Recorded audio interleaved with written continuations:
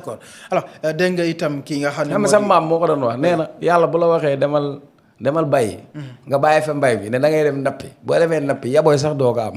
d'accord d'accord alors dégg nga Bougar Diouf ci benn live mu doon def ak Mati Trois Pommes mu yëkkati ay kaddu yu ñàkk teggin sax jëmale ko ci ki nga xam ne moo di Cheikh Bara Ndiaye ak premier ministre Ousmane Sonko ak Cheikh Thioro Mbacké dem ba sax ni gone bu la tooñee da nga koy jéggi dem duma baayam en faisant allusion au premier ministre Ousmane Sonko ñu gis ni à chaque fois Bougar dafay wax loo xam ni tey jii bu ko keneen waxoon yoon dal ci kawam mais à chaque fois dañuy jàpp ni rek il est protégé par une main bi nga xam ni ba moom la Abass Fall doon wax ñu jàpp ni ginnaawam président da cee nekk sa jàngat ci agissement yi nga xam ni Bougar am na ko des insultes jëme ko ci Ousmane Sonko te yoon du def liggéeyam.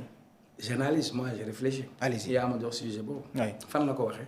ci benn live ak Mati Trois Pommes ak kan Mati Trois Pommes. kooku est-ce que mos nga ko gis mu am une communication positive en faveur de Ousmane Sonko et de Pastef. non. non. donc il a choisi le médium. oui. Bougar yow bi nga ko xamee yàggul. ci leadership politique doo dégg ñu ne la partem nii la tudd. oui. gañe na gox bi wala am na lu mu représenté. mais su continuer dans sa démarche ku ñeme dañ laa dee. te ku egg dañ laa gunge. oui. coow li su amee. su jomaay bëggoon mu dakk dès le premier jour. c'est-à-dire jël mbiru coalition bi ñamu mbaam bi mu teg ko ci suuf loolu mooy dëgg ku waxul loolu waxoo dëgg grand.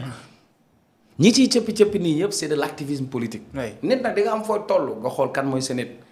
ña lay jay wala di la puus na la yaa gën diw wala diw nangam. ñooñu ñu ngi lay nax. et faut pas écouter ces gens-là.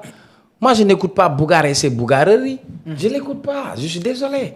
pour moi ce n'est pas un acteur politique important. pour moi ce n'est pas un acteur politique important. d'accord. et Abass a raison quand il parle de cette main invisible. dafa junj rek. oui. mais quelqu'un comme Abass Fall tëj nañ ko ci kaso bi. oui. en termes de loyauté. en termes de fidélité. en termes d'engagement. oui. aux côtés de Ousmane Sonko.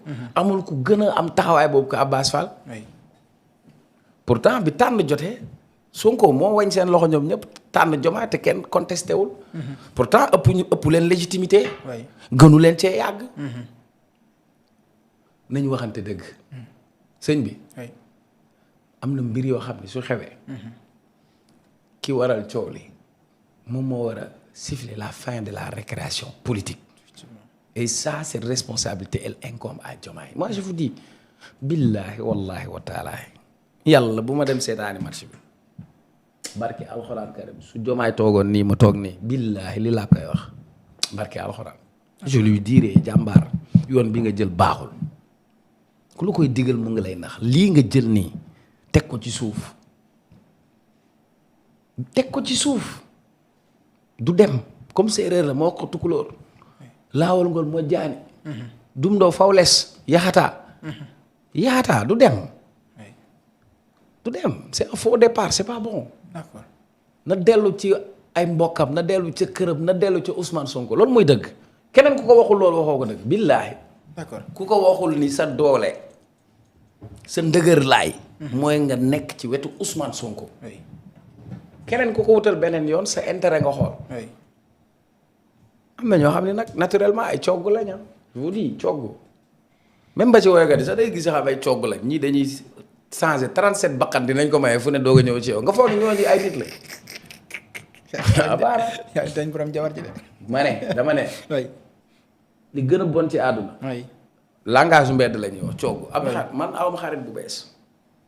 je vous dis ah non. moi je suis avec les gens yi nga xam ne ba dara newulee dara maa ak ñoom la. naa la jox exemple kenn suma xarit la. oui. mën nañ toog at duñ gisante maa ngi koy nuyu Muniru lii la tudd sama cousin la. ab xaar bi mu waree def bac. dama toxu Pikine dem Grand Médine. sama mag bu jigéen mooy sëy foofu. oui. maa moom ñoo doon fanaan benn néeg ki ma lay wax ni Muniru lii xam nga lu mu doon def. su waree xëy liggéey dañ koy jox passe 1000 francs. d'accord. barke alxuraan. day jël 500 jox ma 500 bi. d'accord. pour man ma paas jàngi. tu penses que kooku man war naa ko weccoo kenn. ci àdduna. non dama lay laaj. non. vous pensez. non. est-ce que man àdduna war na fees sama bët ba man ma dindi loolu ci sama xel. Abdou Khadre bàyyi naa jàng taxawaalu mbedd nit ñëw gis ma récupérer ma ne ma par force di nga jàngi fayal ma ba ma am ba kooku war naa ko jëndeek dara ci àdduna. non Amadou Diarra la tudd. pourtant bokkuñu gis-gis politique. mais je garde ça. oui parce que loolu laa xam. parce que ñun loolu lañ xam. valeur yooyu laa gëm man. la reconnaissance et la gratitude. wéet gore wéetaliku gore. te loolu sama ngor boobu moo ma gënal cëru àdduna. du poste du milliard du dara. valeur grand c'est important mais am na yoo xam ne c'est des anti-valeurs c'est des contre-valeurs quoi les gens ne sont pas battus pour promouvoir ces anti-valeurs. Ah non c'est une trahison ça. C'est une trahison idéologique c'est même trahir l'histoire. On ne peut pas pervertir l'histoire. Vous ne pouvez pas réécrire l'histoire. Des gens sont tombés morts pour des changements profonds. On parlait de changement systémique, de transformation sociale. Les gens ne sont pas battus pour ça. waruñu mooy jaay marché bi non gars yi xeex bu egg fii ñu bëgg a jël affaire bi pervertir ko c'est pas normal. ñu jeexale ko ak discours bu 31 décembre bu président de la République Bassirou Diomaye Diakhar Faye xam nga 31 décembre 2024 Bassirou Diomaye Diakhar Faye yëkkati na des mots forts jëmee ko ci premier ministre je veux un premier ministre super fort ah ñëw itam ni sama siège bu fekkee moom lay xool du ma ne ko bu ko xool mais dañu ko naka jàkk tey kaddu la mu waxoon waroo ak. acte yi nga xam ne moom lay posé tey lan ngay xaar mais si bi nee na Sonko mën na nekk. peut-être le prochain président mais dafa waxoon li mu waxoon daawul wax peut-être.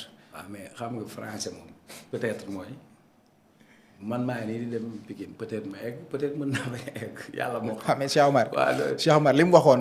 31 décembre 2024 est-ce que xaar nga tey jii mu réitérer ces mêmes mots yu mu waxoon 31 décembre 2024. oui moi je suis assez intelligent. oui. j'aime les mots. oui. je donne vie aux mots. oui. Abdou moi je suis un littéraire. littéraire. oui. je veux dire bi may nekk Limamou Laye ndeysaan. xam nga ma mënoon perturber.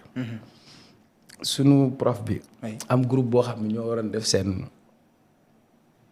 exposé. j'avais pas préparé l'exposé. mais le fait que may perturber prof bi ni ñuy def exposé dañu dem toog mu ne talaa demal exposé Abdou Khadre may exposé lu neex prof bi naan cëm sama waa ji damaa dégg. d'accord. le sens de ta question d'abord 31 décembre c'est un discours à la nation. il faut pas s'attendre à ce que yenn yi ngeen di xaar parce que format bi ngay wax. bi muy wax loolu. du woon discours à la nation. après discours bi la woon. waaw très bien. waaw defal ndànk rek Abdou Khadre. boobu interview la. est-ce que cette fois-ci après le discours dinañ defaat format interview. ça c'est une chose. beneen bi le discours à la nation il est structuré. c'est-à-dire ça fait un bilan de l'année écoulée et les perspectives. Le président doit se prononcer sur des questions cruciales, notamment sur des questions de développement, agriculture, emploi des jeunes, infrastructure, nangam sangam. Maintenant, est-ce que la mu defoon daaw ñoo def question ouverte xam nga nag bis bu toogee ba def question ouverte yaa ngi dee Abdou Khadre. bañ a tànn ay journalistes parce que souvent yaa ngi wax Maïmouna Ndour Faye léegi bii nii par exemple bu ñu woowee Maïmouna Ndour Faye xam nga yow tànnoo communication président géré woo ko géré wu ma ko. ñan ñooy dem toog ak moom après le discours est-ce que ñooñu dinañ leen permettre de poser question parce que y aura toujours un protocole entre-temps tu as parfaitement raison.